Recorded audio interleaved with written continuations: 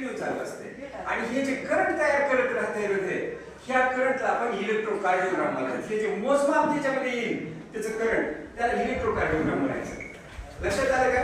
तर ते ईसीजी. आता हा ईसीजी काय असते, याचे 4 फॅक्टर्स असतात. त्याच्यातलं पहिल्यांदा आपण जर पाहिलं तर एक असा ट्रॅकर तयार होते, एव्हीएन, एव्हीएफ आणि एव्हीआर.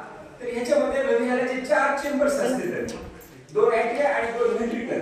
ह्याच्यामधलं जे करंट असते ॲट्रिया आणि व्हेंट्रिकल, ह्याचं पहिल्यांदा ॲट्रिया जे असते पेसमेकर टाकलं जाते. पण बऱ्याच पेशंटचं ते हार्ट रेटच वाढत नाही, मग त्याला आर्टिफिशियल पेसमेकर टाकून त्याचं हार्ट रेट वाढवलं जाते.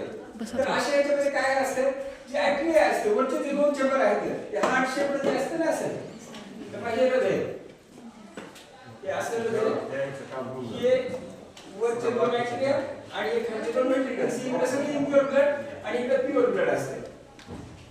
तर हे जेव्हा हे जे 2 ॲट्रिया आहेत ह्याचं ॲट्रियल डिपोलरायझेशन झालं की याच्यातली पी वेव्ह तयार होते आणि व्हेंट्रिक्युलर रिपोलरायझेशन म्हणजे तिकडला सिग्नल आला आणि ह्याने घेतला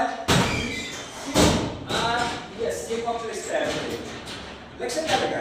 आणि त्याच्यानंतर हे जेव्हा इथं बंडल हे जर वरती असते तर यस नावाची जी आहे वेव्ह ती चांगल्या वेळेची आहे.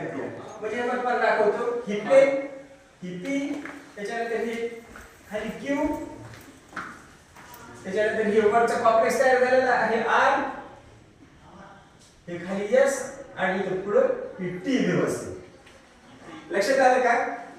तर हे जे कॉम्प्लेक्स आहे हे पी क्यू आर एस, जेव्हा हे 4 चेंबर व्यवस्थित आहे